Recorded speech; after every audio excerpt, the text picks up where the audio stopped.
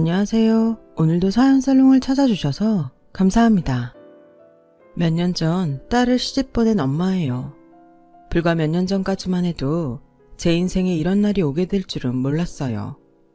남편 하나 믿고 시집 와서 투명인간 취급받으며 살다가 몹쓸 병에 걸리자 하루아침에 헌신작처럼 내쫓겼을 땐 더더욱 그랬죠.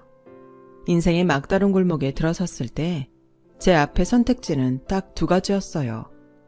신세한탄을 하며 남은 목숨을 연명하거나 죽기 살기로 달려들어 병과 싸워 이기는 거였죠. 저는 후자를 택했어요.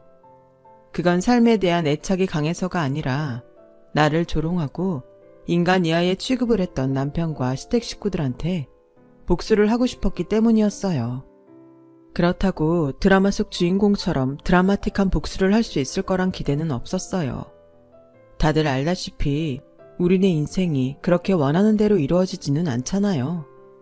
제가 원했던 건 보란듯이 잘 살아서 그까짓 것들은 내 인생에 아무런 영향도 미치지 못하는 하찮은 것들이란 걸 똑똑히 보여주는 거였죠. 일종의 우아한 복수요. 남편과 저는 병원에서 만났어요. 직장 동료긴 해도 남편은 의사였고 저는 간호사라서 동료라고 하기엔 거리감이 있는 사이였죠. 우리 부부가 처음부터 서로에게 호감을 느꼈던 건 아니었어요. 남편은 규모 있는 개인 병원을 소유한 의사 집안 장남으로 학벌과 재력은 물론 부모의 후광까지 더해서 병원에서 촉망받는 인재였고, 저는 하루 벌어 하루 사는 부모님 밑에서 죽어라 발버둥 친 덕에 간신히 간호대를 나와 간호사가 된 흙수저였거든요. 대학을 졸업하고도 근 5년 동안 학자금 대출을 갚느라 10,000원짜리 한 장 편하게 써본 적이 없었어요. 그러니 연애는 당초 내 인생에 없는 단어인 줄 알고 살아야 했어요. 물론 제가 연애를 하지 않은 걸 오로지 돈 때문이라고 할 수는 없어요. 따지고 보면 제 마음이 내키지 않았던 게 큰 이유였으니까요. 가난한 가정이 되기 그렇듯 부모님은 늘 돈 때문에 싸우셨어요. 두 분 모두 배움이 짧아서 번듯한 일자리를 얻을 수 없었던 탓에 생활고를 피할 수 없었거든요. 일용직을 전전하던 아빠는 일하는 날보다 집에서 술을 마시는 날이 더 많았고, 엄마는 건물 청소에 식당 설거지까지 하며 몸이 부서져라 일을 했지만 돌아오는 건 남편의 괴롭힘 뿐이었어요. 이 늦은 시간까지 어디서 뭐 했어? 너 남자 생겼냐? 나 몰래 밖에서 딴 사람 만나고 다니는 거지? 말해봐. 이 인간이 미쳤나? 내가 무슨 남자를 만나고 다닌다고 그래? 식구들 먹여 살린다고 미친년처럼 새벽부터 건물 청소해 식당 설거지까지 죽어라 일하고 온 사람한테. 아휴, 돈도 못 버는 주제에 꼴의 남편이라고 지 마누라 바람필까봐 두렵긴 한 모양이지? 인간아, 제발 정신 좀 차려라. 집구석에서 술 처먹고 쓸데없는 생각 그만하고 나가서 돈 벌 궁리 좀 해. 그도 싫으면 차라리 나가 죽던가. 아, 드디어 네가 속내를 드러내는구나. 그래, 나 내쫓고 딴 놈이랑 살림 차릴 생각이냐? 근데 내가 그렇게는 못 해준다. 오늘 너 죽고 나도 황천길 갈라니까 이리 와라 이거사. 술에 의처증까지 심해진 아빠는 밤마다 엄마를 괴롭혔고, 엄마는 제가 대학교 2학년에 올라가던 그해 호련히 집을 나가버렸어요. 있을 땐 그렇게 죽일 듯 괴롭히던 아빠는 엄마가 나가자 삶의 의욕을 다 잃은 사람처럼 변해버리더군요. 제 학비 버는 것도 버겁던 저는 졸지에 아빠까지 떠안고 살게 됐고, 아르바이트를 늘려도 생활은 전보다 더 힘들어졌어요. 아무리 발버둥 치고 수면 위로 올라가려고 해도 보이지 않는 손이 앙칼지게 제 발목을 잡고 심해로 끌고 들어가는 것 같았어요. 더는 못하겠다는 말이 목밑까지 차고 올라오던 그때 아빠는 제 어깨에 짐을 덜어주려고 그랬는지 생을 마감하고 말았죠. 아빠의 죽음 앞에 저는 마음껏 슬퍼할 여유도 없었어요. 산 사람은 살아야 했으니까요. 아빠가 돌아가신 뒤 저는 살던 집을 정리하고 학교 근처로 이사했어요. 줄어든 살림처럼 제 생활도 전보다 단출해졌어요. 생활에 학업과 아르바이트밖엔 없었거든요. 졸업 후 대학병원에 취직한 저는 학자금을 갚기 위해 악착같이 버티며 병원 생활을 했어요. 그러다 그곳에서 레지던트 생활을 하고 있던 남편을 만나게 되었죠. 남편은 간호사들 사이에서 그리 인기 있는 사람은 아니었어요. 환자를 위하는 마음은 알겠는데 같이 일하는 간호사들을 힘들게 했거든요. 웃는 얼굴로 부드럽게 부탁하면 좋을걸, 굳은 표정으로 명령하듯 하니까 좋아할 수가 없었죠. 간호사들 둘만 모여도 남편 욕을 하기 일쑤였어요. 저 역시 심적으로 약간의 여유만 있었어도 동료들과 남편 욕을 했을지 몰라요. 하지만 그때 저는 너무도 여유가 없던 시절이라 남의 일에 신경 쓸 시간이 없었어요. 그러던 어느 날이었죠. 오전에 과장님 회진이 끝나고 여유가 생겨서 차트 정리를 하고 있는데 언제 왔는지 남편이 말을 걸었어요. 정 간호사는 쉬는 날 뭐해요? 혹시 뮤지컬 좋아해요? 저도 그렇고 남편도 그렇고 평소 동료들과 사적인 대화를 하는 사람이 아니라서 남편의 질문에 당황했어요. 그래서 대답도 못하고 빤히 봤더니 남편이 긴장했는지 저랑 눈도 못 마주치고 말까지 더듬더라고요. 그냥 난 그저 공짜표가 생겨서 물어본 거예요. 싫으면 안 가도 돼요. 싫은 게 아니라 한 번도 뮤지컬을 본 적이 없어서 좋은지 싫은지도 잘 모르겠어요. 공짜표인데 안 갈 이유가 없죠. 좋아요. 같이 가요. 그러자 남편은 그제야 안도하는 듯 피식 웃더군요. 그리고는 공연 날짜와 시간을 종이에 적어주었고 간호사들이 오자 도망치듯 자리를 떠났어요.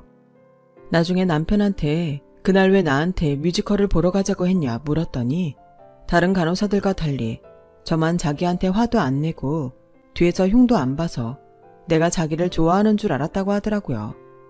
그래서 일단 만나보고 괜찮으면 사귈 생각에 데이트 신청을 했다나요.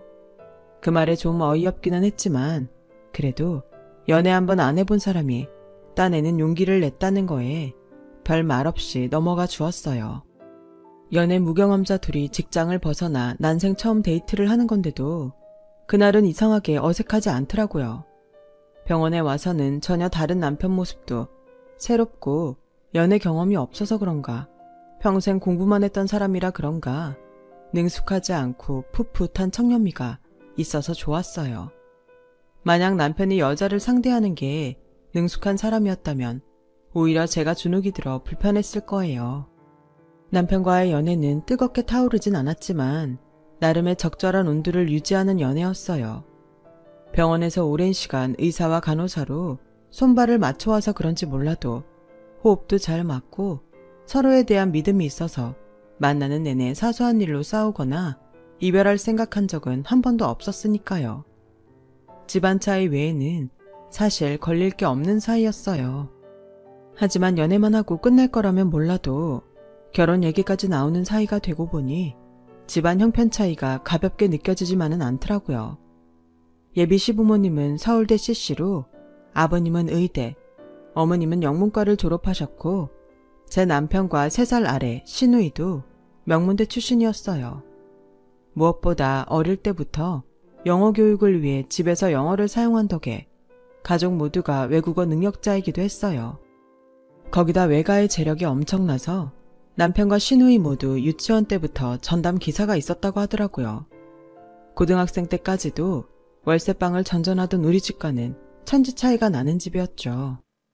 당연히 시어머니와 시누이는 처음부터 우리 결혼을 반대했어요. 긴 세월 동안 부잣집 사모님으로 살아오셔서 그런가 드라마 속 사나운 시어머니들처럼 상스러운 말투로 제게 험한 말을 내뱉진 않으셨지만 저를 탐탁치 않아 하신다는 건 확실히 알 수 있었어요. 제게 언제나 정중하게 거리를 두고 행동하셨거든요. 그건 시누이도 마찬가지였고요. 그 집에서 그 흐름을 읽지 못하는 건 제 남편뿐이었어요. 아니, 어쩌면 남편은 알고 있으면서도 모른 척 했던 건지도 모르겠네요. 이렇게 극명한 차이가 나는 상황에 반대까지 무릅쓰고 결혼할 수 있었던 건 시아버지 덕분이었어요. 아버님은 가난한 시골 농가의 아들로 소위 말하는 개천에서 난 용이었어요. 너무 가난해서 대학 시절 매 학기 등록금 때문에 곤혹을 치러야 했던 아버님은 당시 여자친구였던 저희 시어머니 집안의 도움으로 무사히 대학을 졸업할 수 있었고, 의사고시에 패스하자마자 대릴사위로 처가해서 장인 장모를 모시고 사셨다고 해요. 바나나를 먹은 것도 그때가 처음이고, 집안에 화장실이 있는 집에 사는 것도 그때가 처음이라 아침에 눈을 뜰 때마다 남의 집에 와 있는 것처럼 불편하고 어색했다고 하시더군요. 저희 결혼을 앞두고 식구들 몰래 따로 저를 불러 밥을 사주시면서 이런저런 얘기를 해주셨는데, 아버님도 저만큼 고생을 하고 살아오셨더라고요. 네 시어머니한테는 미안한 얘기지만 나는 처가에 얹혀 살면서 단 한 번도 장인장모를 부모님으로 생각한 적이 없었다. 물론 두 분이 물심양면으로 내게 도움을 주셨지만 그럼에도 그럴 수 없었던 데에는 이유가 있었어. 상견례 때 내 부모님과 형제들을 멸시하던 눈빛을 잊을 수가 없었거든. 지금 너를 바라보는 내 아내와 딸아이 눈빛이 그때 장인장모를 닮아 있어서 보는 내 마음이 편치 않구나. 그래도 아가, 너만 흔들리지 않고 굳건하게 버텨준다면 내가 너의 버팀목이 되어주마. 그러니 내 며느리로 살아다오.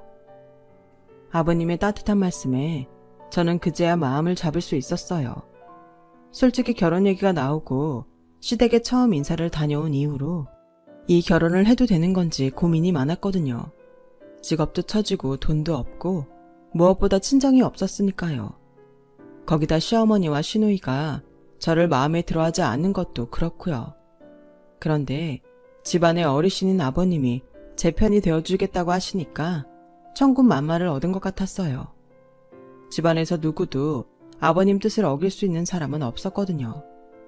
비록 장인의 힘으로 병원장이 됐지만 오늘날 병원을 키우고 재산을 늘린 건 분명 아버님의 노력이었고 공이니까요. 저희 시어머니가 형제들 앞에서도 당당히 어깨를 펼 수 있는 것도 다 저희 아버님 덕분이기도 했고요. 하지만 아버님조차도 저희 부부를 데리고 살겠다는 어머님의 뜻은 결국 꺾지 못하셨어요.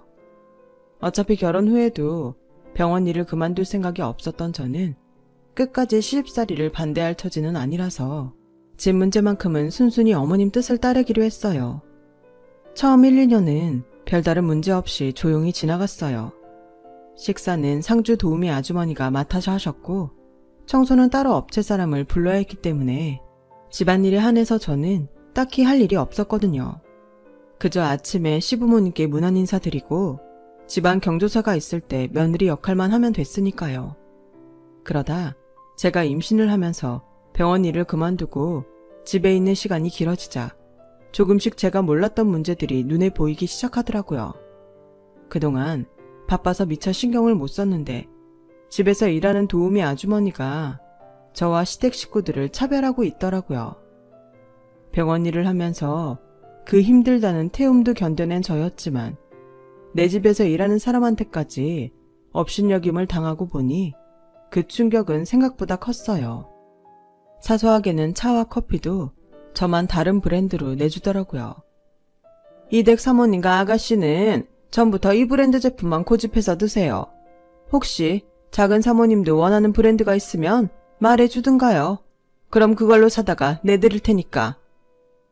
눈까지 내리깔고 그러길래 그냥 어머님 드시는 것과 같은 걸로 달라고 말하고 돌아서는데 제 뒤통수에 대고 들으라는 듯 비아냥거리는 거예요. 참, 맛은 알고 달라는 건지 원. 아주머니, 지금 뭐라 그러셨어요? 방금 그 말 저 들으라고 하신 거예요? 그랬더니 자기는 아무 말 안 했는데 왜 사람을 이상하게 몰아세우냐면서 오히려 큰 소리 치지 뭐예요. 그때 시어머니가 나오셔서 무슨 일이냐고 물으셨고, 그러자 아주머니는 기세등등하게 시어머니 옆에 찰싹 달라붙어서는 제가 없는 말 지어내서 자기를 괴롭힌다고 거짓말을 하더군요.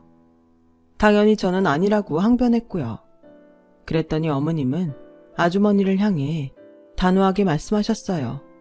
아줌마, 그동안 수고 많았어요. 이번 달 페이랑 퇴직금은 바로 입금해 드릴 테니 짐 싸서 나가주세요. 아니 사모님, 갑자기 그만두라니요.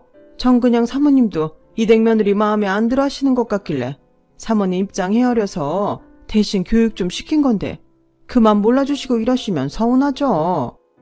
그러자 어머님이 정색하며 소리쳤어요. 이봐요 아줌마. 어디서 건방지게 당신이 내 며느리 교육을 시킵니까? 주제넘게 굴지 마세요. 짐 싸서 당장 나가요. 어머님만 믿고 까불던 아주머니는 20년 넘게 일한 집에서 순식간에 잘려나갔어요. 그날 아주머니가 짐을 싸서 나가자 어머님이 저를 부르셨어요. 내 집에서 부리는 사람한테까지 그런 대접을 받는 건 다 네 잘못이야. 남의 집이라는 사람들은 자기가 모실 사람과 무시할 사람을 귀신같이 알아보는 법이거든. 20년 넘게 내 집 일하던 사람을 네가 내쫓았으니 오늘부터 사람 구할 때까지는 집안일은 네가 맡아서 해라. 그리고 다시는 이런 일 없도록 해. 얼핏 보면 그래도 팔은 안으로 굽는다고 남이 아닌 며느리 편을 들어주었나 보다 하겠지만 실상은 그게 아니었어요. 이게 다 밖으로 새어나가는 말을 막으려는 있는 집 사람들의 전형적인 패턴일 뿐이었으니까요. 사건을 되짚어보면 어머님은 당신이 저를 탐탁치 않아 한다는 말엔 별다른 반응을 보이지 않았지만 당신의 영역인 며느리 훈육을 자기가 부리는 사람이 대신 하려 들자 불같이 화를 냈잖아요. 결국 대외적으로 며느리를 구박한다는 얘기가 새지 않게 입단속을 한 동시에 자신의 권위까지 세운 셈이었어요. 더불어 자신은 20년 넘게 부리던 사람도 단칼에 자를 수 있는 힘이 있단 걸 과시하면서요. 이 집에서 살아보니 있는 사람들은 주로 이런 방식으로 상황 정리를 하고 살더라고요. 그날 일로 인해 한동안 저는 그 큰 집 살림을 도맡아 하는 벌까지 받아야 했으니 얻은 것보다 잃은 게 더 많은 최악의 결과였던 거죠. 제가 가사노동에서 해방된 건 그 후 3개월이 지난 후였어요. 영국에서 유학생활을 하던 시누이가 결혼을 하겠다며 신랑감과 함께 귀국한다는 연락이 오고 난 뒤였죠. 영국인 사위 앞에 제가 만든 음식을 내놓을 순 없다시며 부랴부랴 업체에 닥달해 도우미 아주머니를 구했어요. 거기다 집안 가구도 바꾸셨고요. 저를 며느리로 들이실 때랑은 사뭇 다른 모습이었어요. 그런 시어머니 행동에 서운하지 않았다면 거짓말일 거예요. 그래도 어쩌겠어요. 어머님께 저는 모자란 사람인걸요. 영국 사위의 등장에 어머님은 당신 전공인 영어 실력을 유감없이 발휘하며 능숙하게 대화를 이끌어 나가셨어요. 일상 대화뿐만 아니라 영문학과 예술, 정치 분야까지 넘나들며 유려한 영어 솜씨를 뽐내셨죠. 그 대화에 끼지 못한 건 오로지 저뿐이었어요. 그저 눈치껏 단어 몇 개로 추론해 상황을 모면하는 정도였거든요. 처음엔 옆에서 통역을 해주던 남편도 시간이 지나자 귀찮은지 저를 빼고 대화를 나누더라고요. 그땐 몰랐어요. 이 집에서 영어 때문에 내가 어떤 꼴을 당하게 될지 말이에요. 그해 겨울 시누이는 한국에서 결혼식을 올렸고 이듬해 봄 저는 딸을 출산했어요. 제 딸도 신기하게 아버님을 많이 닮았더라고요. 아버님은 당신을 쏙 빼닮은 손녀딸을 무척이나 아끼셨거든요. 아버님은 출산 선물로 가족들 몰래 판교에 새로 분양받은 아파트를 제 명의로 해주셨어요. 살다 보면 꼭 한 번은 비빌 언덕이 필요한 순간이 올 거라면서요. 그 말은 마치 예언처럼 실제로 훗날 제가 살아가는데 디딤돌이 되어주었어요. 딸아이를 낳은 뒤로 1년 넘게 육아에 전념하던 저는 슬슬 복직 걱정이 되기 시작했어요. 더 쉬었다가는 영영 복직을 못하고 가정주부로 남게 될 것 같았거든요. 그래서 서둘러 몸을 만들고 딸아이 젖을 뗄 준비를 했는데 어머님이 그걸 아시고는 펄쩍 뛰시지 뭐예요. 여자한테 자식 육아보다 중요한 게 뭐가 있다고? 어른들 허락도 없이 멋대로 젖까지 떼겠다는 거니? 네 몸이야 네가 알아서 하는 거지만 내 손녀와 관계된 일은 앞으로 나한테 허락받고 행동하도록 해라. 그깟 간호사 일이야? 그리 중요한 것도 아닌데 뭘 그렇게 극성이야? 너 아니어도 할 사람 많잖아. 그러니 이참에 일 그만두고 육아에 올인할 생각이나 해. 괜히 집안 시끄럽게 하지 말고. 어머님, 그러지 마시고 저 병원에 돌아갈 수 있게 허락해 주세요. 어려운 형편에 힘들게 한 공부예요. 이렇게 끝내고 싶지는 않아요, 어머님. 저한테는 육아도 중요하지만 일도 그 못지않게 중요하거든요. 예, 누가 들으면 네가 나라라도 구하는 일 하는 줄 알겠다. 기껏 의사들 뒤치다거리나 하는 게 뭐 좋다고 이 난리니? 되도 않는 고집 그만 부리고 앞으로 자식 교육은 어떻게 할 건지 그 걱정이나 해.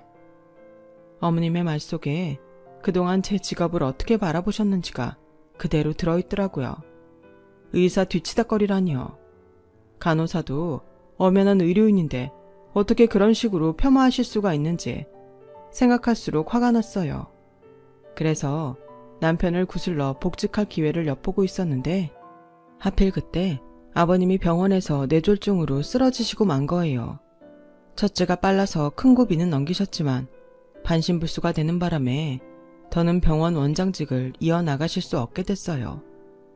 병원 일각에서는 제 남편을 병원장에 올리는 걸 반대했지만 병원 지분의 상당량을 보유한 어머님 독단으로 남편을 원장직에 올리셨어요. 그렇게 남편은 대학병원을 나와 아버님 병원을 물려받게 되었어요. 그리고 저는 집에서 육아와 더불어 아버님 병수발까지 맡게 되었고요. 아버님은 몸이 쇠약해지고 나니 심적으로도 무너지시는지 저만 보시면 그렇게 눈물을 흘리셨어요. 60평생 그 많은 의료서적을 보시고 현장에서 의료 지식을 쌓으셨지만 당장 당신 손가락 하나 마음대로 움직이지 못하게 되자 그 괴리감에 고통스러워 하시더라고요. 날이 갈수록 무너져 내리는 아버님을 보는 저도 힘들긴 마찬가지였어요. 아버님과 제가 힘겨운 투병 생활을 하는 동안 어머님은 병원 일에 발벗고 나서기 시작하셨어요. 남편의 노력에도 불구하고 병원 실적은 점점 떨어지기 시작했고 거기에 몇 번의 의료사고까지 겹치면서 위기를 맞게 되었어요. 고비 때마다 어머님은 자산을 매각해 병원에 적자를 메우셨고 남편은 그렇게 한 고비씩 넘길 수 있었어요. 그러다 제 딸이 유치원에 들어가던 해 아버님은 세상을 떠나시고 말았어요. 그리고 본격적인 시련이 찾아왔죠. 그동안 아버님 때문에 눈에 가시인 저를 참아 넘기셨던 시어머님과 시누이인 대놓고 싫은 티를 내기 시작했어요. 결혼 후 1년 반도 안 돼 이혼당하고 한국으로 쫓기듯 돌아온 시누이는 자기 인생이 불행해진 걸 마치 제 탓으로 돌리려는 양 제게 화풀이를 하는 낙으로 살았어요. 제 앞에서 제 욕을 하는 건 물론이고 제 행동 하나하나에 딴지를 걸었어요. 문제는 어이없게도 제가 그 말을 온전히 알아듣지 못했다는 거예요. 어머님과 시누이가 영어와 불어를 섞어가며 제 흉을 봤거든요. 분명 모녀가 대화하는 분위기를 보면 내 욕을 하는 게 분명한데 영어로 대화를 하다가도 중요한 단어는 꼭 불어나 그 밖의 언어로 대치해 사용하니 도무지 알아들을 방법이 없더라고요. 그러니 내 앞에서 내 욕을 들으면서도 정작 당사자인 저는 바보처럼 아무 말도 못하는 꼴이 되고 만 거죠. 그러다 하루는 초등학생 딸아이가 제 아빠한테 외국어 문장을 묻더군요.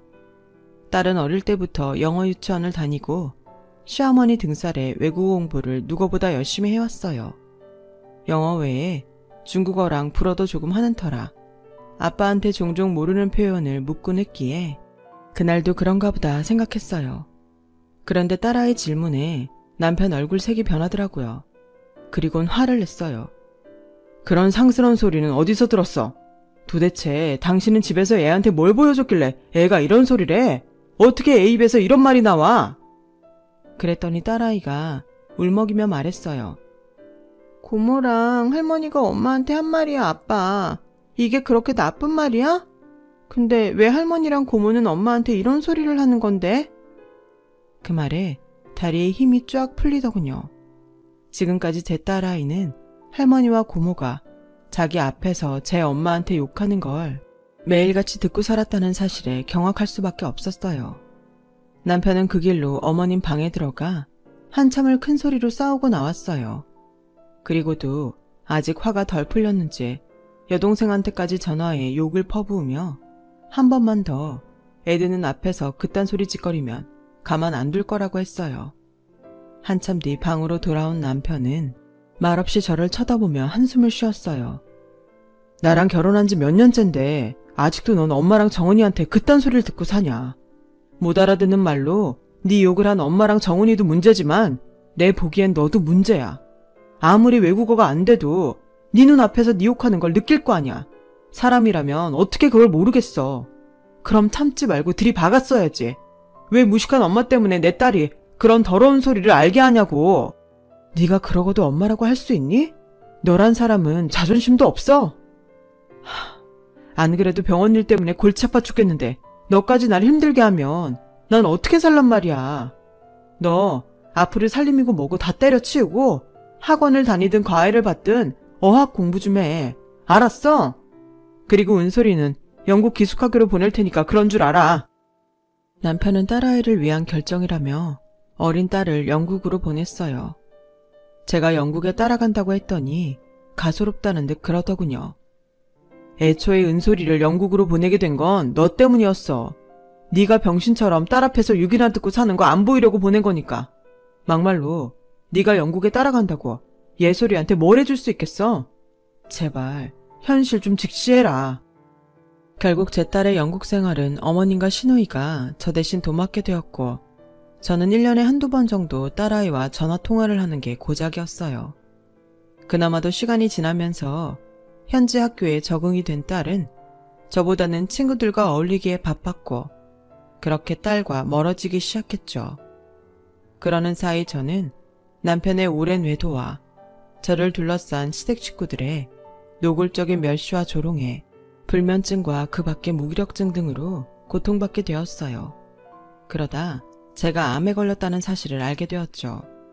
이미 주변 장기까지 전이가 많이 돼서 수술도 불가능한 상태였어요.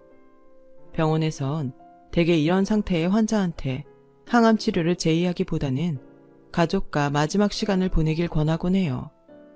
남편은 제 CT를 보더니 한숨을 푹 쉬곤 이제 어떻게 할 거냐고 묻더군요. 당신이 원하는 대로 해줄게.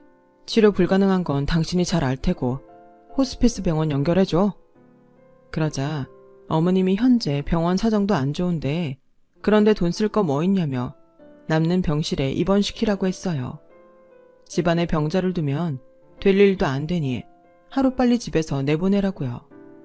제가 마지막으로 영국에 가서 딸아이를 보고 오겠다고 했더니 남편과 어머님은 한 목소리로 절대로 안 된다고 펄펄 뛰었어요.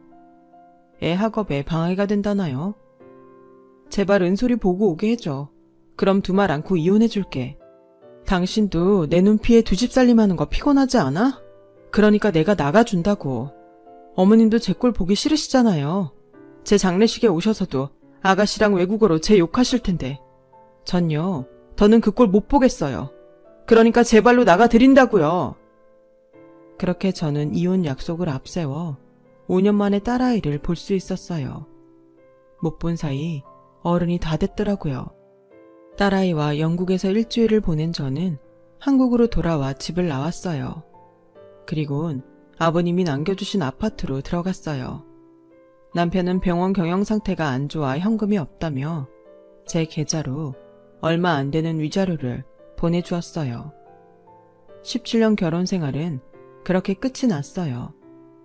혼자 살기 시작하면서 제 일상에 많은 변화가 있었어요. 암과 싸워 이기기 위해 준비해야 할 것들이 많았으니까요. 먼저 물 맑고 공기 좋은 곳으로 이사를 해야 했고 저와 같은 환우들과 정보를 공유하며 내 몸에 맞는 음식과 치료 방법을 결정해야 했어요.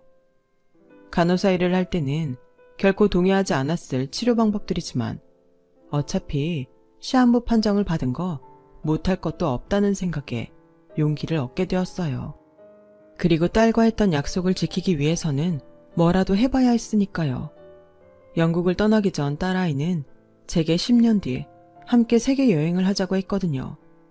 그 약속을 지키기 위해선 어떻게든 살아남아야 했고 그게 바로 내가 사라지기를 바라는 사람들한텐 복수가 될 거란 생각을 했어요. 다행히 자연치유요법을 하는 사람들 모임에서 저처럼 삶의 의지가 강한 사람들을 만나게 돼서 우리는 서로 의지하고 격려하면서 암 투병 생활을 이어나갈 수 있었어요. 벽에 걸린 달력을 한 장 한 장 넘길 때마다 이 장이 마지막이 아닐까 걱정되던 마음은 1년이 지나고 3년, 5년을 넘어서자 환희로 바뀌었어요. 제 몸에 잔뜩 퍼져 있던 암세포들이 사라져버리고 CT상으로도 깨끗하게 완치도 돼 있었거든요. 제 완쾌 소식에 함께 투병 생활을 해온 환우들이 자신들 일처럼 기뻐해줬어요. 저의 완쾌는 그간 우리의 치료 방식이 틀리지 않았다는 증명이기도 했기에 다들 잔뜩 고무된 상황이었죠. 그러던 중 환우 가족 중 한 분이 제게 자신이 운영하는 사업체에 와서 1일 강연을 해달라고 부탁하셨어요. 처음엔 도무지 자신이 없어서 거절을 했던 제게 사장님이 그러시더라고요. 대단한 걸 바라는 게 아닙니다. 그저 그동안 살아온 얘기를 해달라는 것뿐이에요. 솔직한 것만큼 큰 감동은 없으니까요. 결국 연이은 부탁에 할 수 없이 저는 강연에 나섰고 그 일을 계기로 현재까지 3년 넘게 전국을 다니며 강연을 이어가고 있어요. 다행히 가는 곳마다 반응이 좋아서 현재는 강의료도 꽤 받고 있어요. 그러던 차 딸아이한테 이메일이 온 거예요. 곧 결혼식을 한다고요. 완쾌하고 바로 딸을 만나러 영국에 갔을 때 딸아이가 남자친구라며 한국인 유학생을 데리고 나왔었는데 그 친구와 결혼까지 하게 됐다더군요. 그렇게 저는 이혼한 지 8년 만에 공식적으로 시댁 식구들 앞에 나가게 되었어요. 결혼식장 주차장에서 저를 본 전남편과 전 시어머니는 제가 살아있다는 사실보다 제가 타고 간 외제차에 더 놀라는 눈치였어요. 그도 그럴 게 지난 8년 동안 전남편은 아버님의 병원을 말아먹고 도박으로 집까지 날린 채 후배가 하는 병원에 페이닥터로 나가고 있었나 봐요. 그나마도 경기가 안 좋아서 언제 잘릴지 모르는 형편이라더군요. 부잣집 딸로 태어나 평생 설거지 한번 안 하고 살아온 전 시어머니는 말년에 전재산 말아먹은 아들과 함께 월세집에 살면서 손수 바깥 빨래, 청소까지 하고 사신다고 했어요. 그나마 노년을 위해 가지고 있던 땅마저 딸이 훔쳐 달아나는 바람에 빈털터리가 됐다더라고요. 그러니 한창 돈이 궁하니 모자한테 돈 냄새 풍기는 제가 얼마나 반가운 손님이겠어요. 혼주석에 저와 함께 나란히 앉은 전남편은 딸아이 결혼식 내내 제게 말을 걸었어요.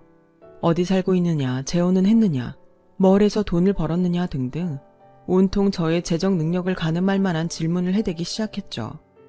자기야, 오랜만에 만나서 이런 말 하긴 좀 그렇지만 예정을 생각해서 나 돈 좀 빌려주라. 나 이달까지 5천 못 만들면 앞으로 의사생활도 못하게 될지 몰라. 그놈들이 신체 포기각서까지 받아가서 빼도 박도 못한다고. 돈은 내가 3달 안에 갚아줄게. 그러니까 제발 나 좀 살려주라. 또다시 도박에 손을 댄 남편은 인생 막장까지 다다른 것 같았어요. 돈 5천만 원을 빌려달라고 결혼식 끝나고 패백 마칠 때까지 제기에 대고 징징거리더군요. 사람이 변하는 건 한순간이라고 어쩌다 이렇게 변했는지 한심했어요. 저는 딸과 사이를 공항으로 보내고 남편한테 한마디 했어요. 자기는 내가 살아있다는 것보다 내가 가진 재산이 더 반가운가 보네. 그런데 헛물 켜지 마. 암 걸린 아내한테 돈 3천 쥐어주고 내쫓은 인간한테는 그림의 떡이니까. 내가 어떻게 돈을 벌었냐고? 그간 너랑 네 엄마 네 여동생한테 받았던 암덩이 팔아 마련했다. 니네 집에선 투명인간처럼 살던 나한테 사람들이 돈 주면서 내 얘기를 해달라고 그러더라. 더 감동스러운 건 있지?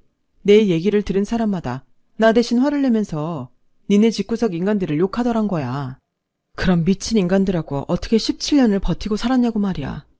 너랑 살 땐 내 몸을 상하게 하던 네 엄마 욕설도 니네 집을 나오니까 돈이 된다는 게 신기하지 않아?